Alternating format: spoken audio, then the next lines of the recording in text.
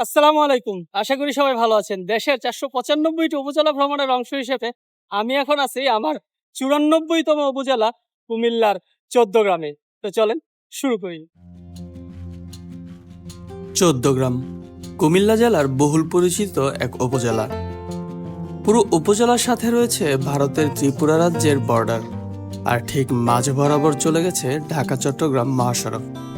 আর এই মহাসড়কে চলাচলরত চট্টগ্রাম কক্সবাজারগামী সব বাসগুলো যাত্রাপথে বিরতি দিতে চৌদ্দগ্রামে, কারণ সবগুলো হাইওয়ে রেস্টুরেন্ট এই উপজেলাতেই অবস্থিত। একসময় আগরতলার মহারাজার জমিদারির অধীনে পরিচালিত হতো এই অঞ্চলটি।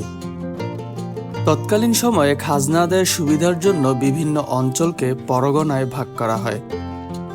চৌদ্দগ্রাম ছিল এমনই এক পরগনার সদর দপ্তর, আর এই পরগনাটি প্রতিষ্ঠিত হয়েছিল ১৪টি গ্রাম নিয়ে। এ কারণেই এর নামকরণ হয় চৌদ্দগ্রাম। আজকের ভিডিওতে ঘুরব এই উপজেলার কিছু দর্শনীয় এবং ঐতিহাসিক জায়গায়। ভিডিওটি ভালো লাগলে চ্যানেলটি সাবস্ক্রাইব করতে ভুলবেন না। আমার বেশিরভাগ ঘোরাঘুরি আমি শুরু করি হচ্ছে যেকোনো একটা মসজিদ থেকে। আমার এই কুমিল্লার ১৪ গ্রাম উপজেলার ঘোরাঘুরিটাও শুরু হলো এরকম একটি মসজিদ দিয়ে। আমি এখন আছি ১৪ গ্রামের কাশীনগর ইউনিয়নে। আর আমার ঠিক পিছনেই হচ্ছে কাতালিয়া মুন্সিবাড়ি জামে মসজিদ। মসজিদটি দূর থেকে দেখলে মনে হয় কোনো রাজপ্রাসাদ বা জমিদারের অট্টালিকা, কিন্তু এটি প্রায় ২০০ বছরের প্রাচীন একটি মসজিদ। কাতালিয়া মুন্সিবাড়ির কৃতি সন্তান মরহুম মুন্সেফ আশরাফ আলী মুন্সি প্রাচীন এই মসজিদটি নির্মাণ করেছিলেন। এরপর এই বাড়ির রিয়াজউদ্দিন মুন্সি মসজিদের জন্য ২০ শতক জমি দান করেন। পরবর্তীতে ২০১৪ সালে কুয়েত প্রবাসী মোহাম্মদ বিল্লাল হোসেন মুন্সির উদ্যোগে মসজিদটির সংস্কার কাজ শুরু হয়। প্রায় ৩ কোটি টাকা ব্যয়ে মসজিদটির নির্মাণ শেষ হয় ২০১৯ সালে। মসজিদের হচ্ছে দক্ষিণ পাশে একটা পুকুর আছে, পুকুরে ২টা ঘাটলাও আছে। এখানে হচ্ছে সবাই গোসল টোসল করে বেশ মজ মাস্তি হচ্ছে আর কি। এখানে লাফালাফি হচ্ছে পুকুরে। এই মসজিদটি বর্তমানে উপজেলার একটি অন্যতম দর্শনীয় স্থানে পরিণত হয়েছে। আর মসজিদটির ঠিক পূর্ব পাশেই হচ্ছে মুন্সিবাড়ি পারিবারিক কবরস্থান। এই পারিবারিক কবরস্থানটা পার হয়েই কিন্তু মসজিদে প্রবেশ করতে হয়। মসজিদটা কিন্তু হচ্ছে একদম রাস্তার পাশে অবস্থিত। এই মসজিদে আসতে হলে আপনি কুমিল্লার যে কোনো জায়গা থেকে প্রথমে আসতে হবে এই ১৪ গ্রামের কাশীনগর বাজারে। তারপর কাশীনগর বাজার থেকে আরেকটা অটো দিয়ে আসতে হবে কাতালিয়া মুন্সিবাড়ি বা কাতালিয়া বাজারে। মসজিদের সামনে থেকে অটোতে উঠে চলে আসলাম মিয়ার বাজারে। এরপর আরেক অটোতে ১৪ গ্রাম থানার সামনে। পথে চোখে পড়ল ১৪ গ্রাম উপজেলা মডেল মসজিদের। ১৪ গ্রাম থানার ঠিক উল্টো পাশের রাস্তা ধরে যাওয়া যায় লাকসাম উপজেলায়। আমি অবশ্য লাকসাম না গেলেও এই রাস্তা দিয়ে ১০ টাকা অটো ভাড়া দিয়ে নামলাম এক পুরনো বাড়ির সামনে। এটি চান্দিশ করা জমিদার বাড়ি, তবে স্থানীয়দের কাছে পরিচিত সেনবাড়ি নামে। চান্দিশ করার এই সেন বাহাদুর জমিদার বাড়ির প্রতিষ্ঠাতা ছিলেন বাবু শ্রী উমাকান্ত সেনগুপ্ত, যিনি ব্রিটিশ সরকারের কাছ থেকে সেন বাহাদুর উপাধি পেয়েছিলেন। ১৪ গ্রামের এই ভবনে বসে উমাকান্ত সেন বাহাদুর চট্টগ্রামের পটিয়া অঞ্চল, নোয়াখালীর বসুরহাট অঞ্চল এবং ত্রিপুরার কিছু অঞ্চলে তার জমিদারি পরিচালনা করতেন। একসময় এখানে ছিল রাজকীয় জমিদার ভবন সহ আরো অনেক স্থাপনা, তবে এখন শুধু প্রধান এই ভবনটি ছাড়া বাকি আর কিছুই অবশিষ্ট নেই। আমি এখন এই জমিদার বাড়ির মেইন যে প্রধান কক্ষটা ছিল উঠানের ঠিক পশ্চিম দিকে এটার মধ্যে, এবং এটার কিন্তু ছাদটা একদম পুরোই হচ্ছে ভেঙে গেছে। দেখতেই পাচ্ছেন পিছনে আসলে কোনো কিছু নাই, একদমই ফাঁকা।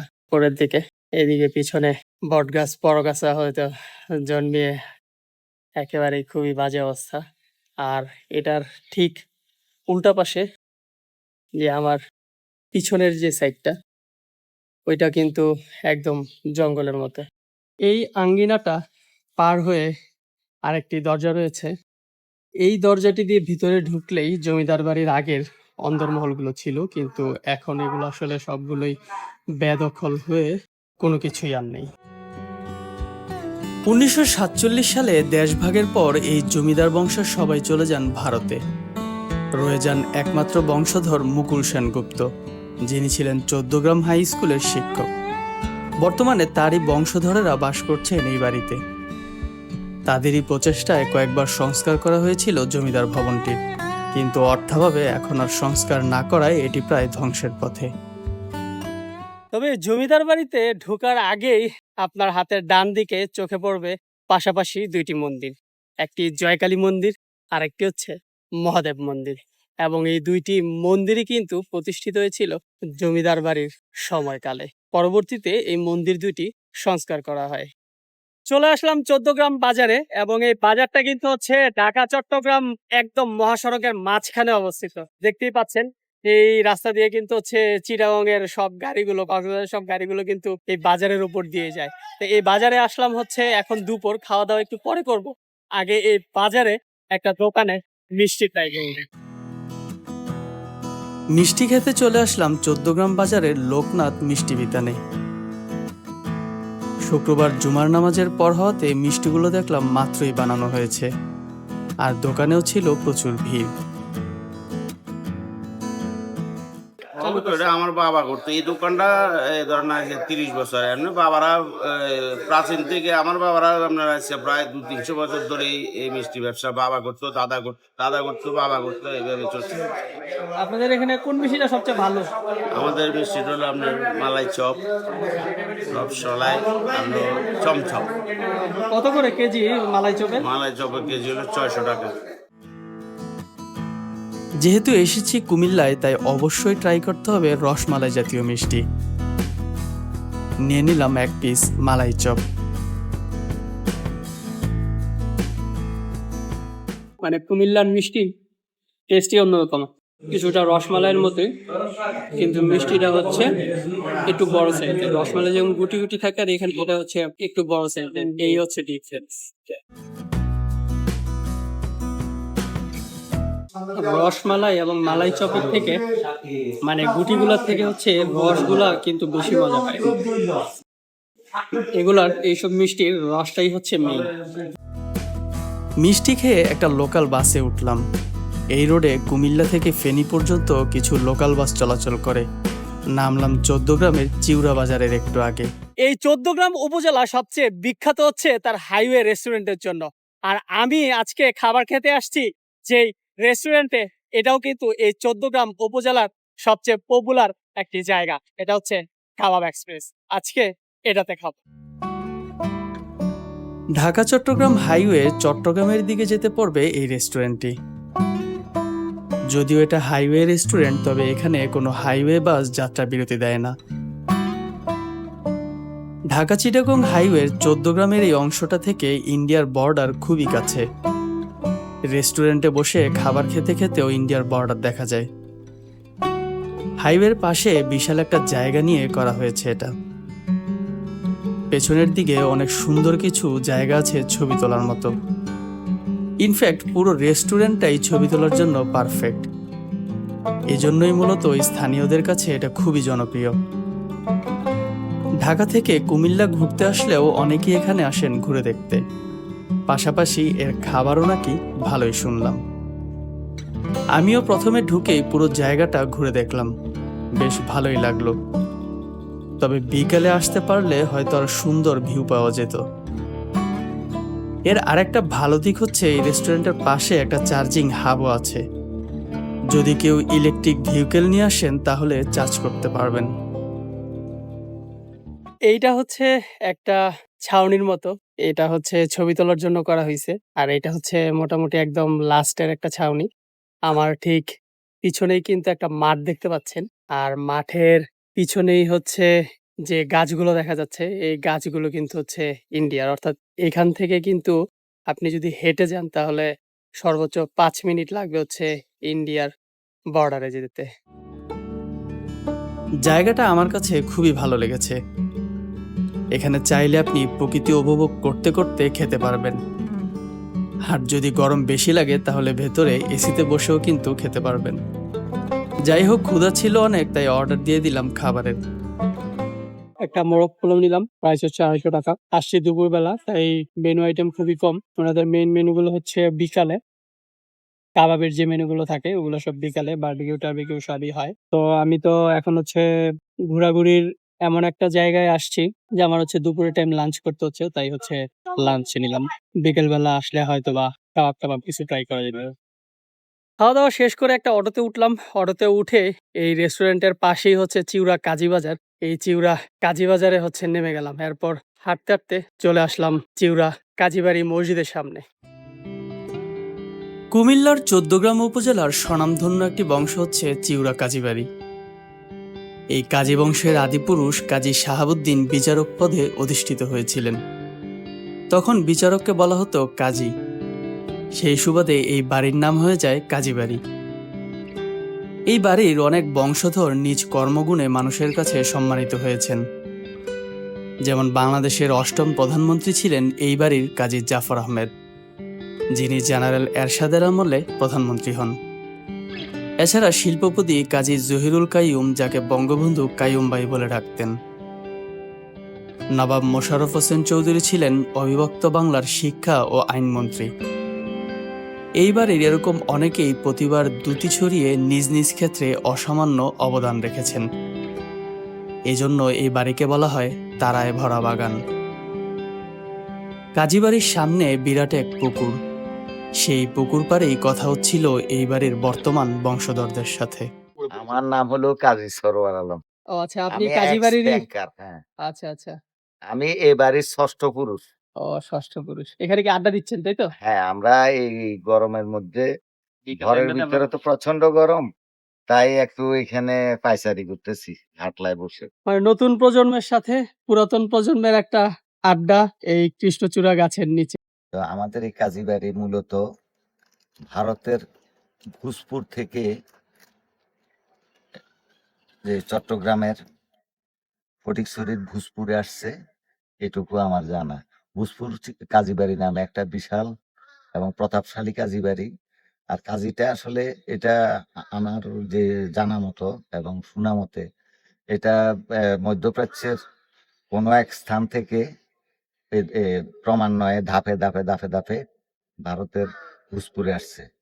আর এই ভোজপুরটা হলো ওইখানে কাজীবাড়ি হওয়ার কথা, কারণটা হলো যে আগে ইসলামের প্রথম দিকে কাজীরা ছিল বিচার কার্য এবং বিচার মন্ত্রণালয়ের দায়িত্বে যিনি থাকতো ওনারাই হলো কাজী।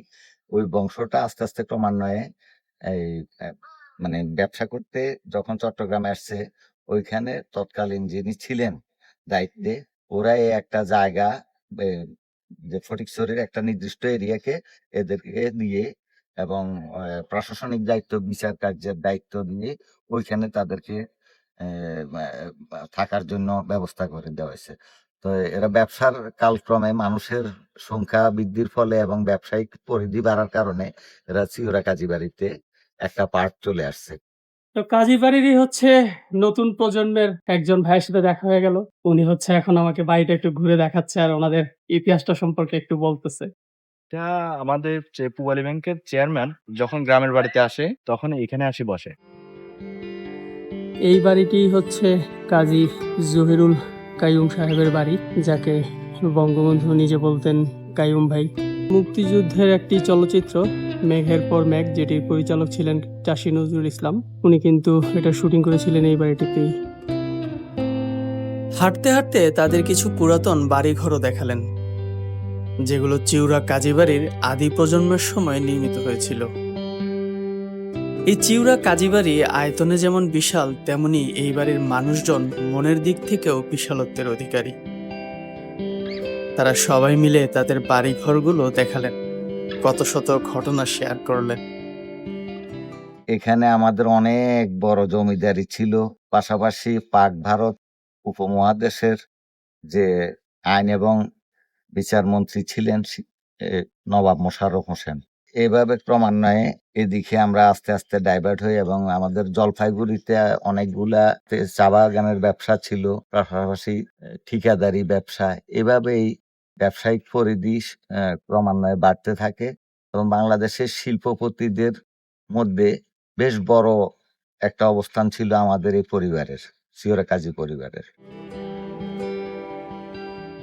কাজীবাড়ির অধিকাংশ ঘরবাড়ি ফাঁকা, কারণ মোটামুটি সবাই ঢাকা কিংবা দেশের অন্যান্য জায়গায় বা বিদেশে কর্মরত। তবে সুযোগ পেলেই তারা চলে আসেন শিকড়ের টানে। আজ শুক্রবার হওয়াতে অনেকের সাথেই কথা বলার সুযোগ হলো। ঘুরতে ঘুরতে চলে আসলাম কাজী জাফর আহমেদের বাড়ির সামনে। এটিও ছিল ফাঁকা। পরে একজন তালা খুলে ঘুরে দেখার ব্যবস্থা করে দিলেন। এটা হচ্ছে গিয়ে এই ড্রয়িং রুম। আগের যত রাজনৈতিক সভা সমাবেশ মিটিং গুরুত্বপূর্ণ এই রুমেই হতো। একদম সিম্পল, যে সাধারণ জীবনযাপন। এখন যেমন রাজনীতি মানেই হচ্ছে কোটি কোটি টাকার খেলা মেলা, বাড়িঘর, চাকচিক্য। তো এটা কিন্তু হচ্ছে একদম সিম্পল সাধারণ। বাংলাদেশের রাজনীতিতে জোট রাজনীতির প্রবক্তা বলা হয় কাজী জাফর আহমেদকে। 25-এ বা 26-এ এসে আমরা যে স্বপ্ন দেখছি, কাজী জাফর আহমেদ তারা স্বাধীনতা পূর্বে বাংলাদেশকে এই ধরনের স্বপ্ন দেখছিলেন। তারা এত আধুনিক মননা ছিলেন, কিন্তু দুর্ভাগ্য এদের মতো নেতাকে আমরা বাংলাদেশের জনগণ মূল্যায়ন করতে পারিনি, ধরে রাখতে পারিনি। যদি কাজী জাফর আহমেদের মতন, মাওলানা আব্দুল হামিদ খান ভাসানীর মতন নেতাদের অভিব্যক্তি, তাদের চিন্তা চেতনা যদি আমরা ধারণ করতে পারতাম, কিংবা ওনাদেরকে যদি আমরা ওইভাবে মূল্যায়ন করতে পারতাম, তাহলে আজকে বাংলাদেশ এই অবস্থায় অবস্থিত থাকতো না। বাংলাদেশের এই অবস্থা থাকতো না, আসলে কথা সত্য। কথা হচ্ছিল জাফর আহমেদের একজন বংশধরের সাথে। কাজীবাড়ির পুকুরঘাটের পাশেই কাজীবাড়ি মসজিদ। এই মসজিদটিও প্রাচীন। কাজীবাড়ির গোড়াপত্তনের সময় এটি নির্মিত হয়। পরে অবশ্য বেশ কয়েকবার সংস্কার করা হয় মসজিদটি। আসরের নামাজ আদায় করে নিলাম এই মসজিদে। কাজীবাড়ি মসজিদের হুজুরের থাকার জন্য পাশেই আছে সুন্দর একটা কাঠের 2 তলা বাড়ি। মসজিদের পূর্ব পাশেই আছে কাজীবাড়ি কবরস্থান, যেখানে ঘুমিয়ে আছেন এই চিউরা কাজীবাড়ির কৃতি সন্তানেরা। তো এই ছিল হচ্ছে আমার চিউরা কাজীবাড়িতে আজকের ভিডিও। ধন্যবাদ ভাইদেরকে যে ওনারা সাথে ছিল, ওনাদের এই পুরো কাজীবাড়ি ঘুরে দেখালো, ইতিহাস শোনালো, গল্প শোনালো। ওনাদের যে বংশধররা আছে, ওনাদের যে মুরব্বীরা আছে, ওনাদের সাথে পরিচয় করায় দিল, খাওয়া দাওয়া হলো। সো ধন্যবাদ। আমি আসলে কখনো ভাবি নাই যে এরকম একটা কাজীবাড়িতে আসবো, এত বড় একটা জমিদার বাড়ি বা এত বড় একটা বিখ্যাত বাড়ি, আর এরকম হচ্ছে হসপিটালিটি পাবো। সো এখান থেকে হচ্ছে এখন বের হচ্ছি আমার নেক্সট গন্তব্যের উদ্দেশ্যে। তো ভাই সবাই ভালো থাকবেন, আর চ্যানেল সাবস্ক্রাইব করে দিয়েন। দেখে ভালো থাকবেন। হ্যাঁ। আমাদের যদি কোনো আচরণে যদি কষ্ট থাকে, না ভাই, ধন্যবাদ অনেক তার জন্য ধন্যবাদ। আমরা sorry। না আপনারা অনেক আমরা হসপিটালিটি শহরে দেখাইছেন। থাকি, হঠাৎ করে হ্যাঁ। আমরা গ্রামে আসছি। হ্যাঁ। বৃহস্পতিবার রাতে আমরা আসি, হুম। শুক্রবার আজকে দিন থাকবো, শনিবার আবার চলে যাবো আবার গন্তব্যস্থানে। আমি থাকি চট্টগ্রামে, আমি একটা বাইং হাউসে জব করি। ও আচ্ছা যাক, এই হলো অবস্থা। তো ভাগ্য ভালো যে ফ্রাইডেতে আসছিলাম, এই জন্য ভাইদের সাথে দেখা হয়েছে আর কি, লাকিলি, নাইলে হয়তো বা হইতো না। চিউরা বাজার থেকে একটা লোকাল বাসে উঠলাম। মাগরিবের সময় হয়ে এসেছে। আমি এখন যাচ্ছি 14 গ্রামে আমার শেষ গন্তব্যে। 10 টাকা ভাড়া দিয়ে নামলাম জগন্নাথ দিঘির পাড়ে। যেখানে দাঁড়িয়ে আছি এটা হচ্ছে জগন্নাথ দিঘির পাড়। এটা হচ্ছে প্রায় 250 বছরের পুরাতন একটি দিঘি, যেটি এই 14 গ্রাম উপজেলার সবচেয়ে বিশাল একটি দিঘি। এখানে আসতে আসতেই মাগরিবের আজান হয়ে গেল, লাইটও চলে গেল। আমি এই জগন্নাথ দিঘির পাড় থেকেই আমার 14 গ্রাম উপজেলার ভিডিওটা শেষ করতেছি। যারা এখন আমার চ্যানেলটি সাবস্ক্রাইব করেন নাই, দয়া করে প্লিজ চ্যানেলটি সাবস্ক্রাইব করে দিবেন। সবাই ভালো থাকবেন। আসসালামু আলাইকুম।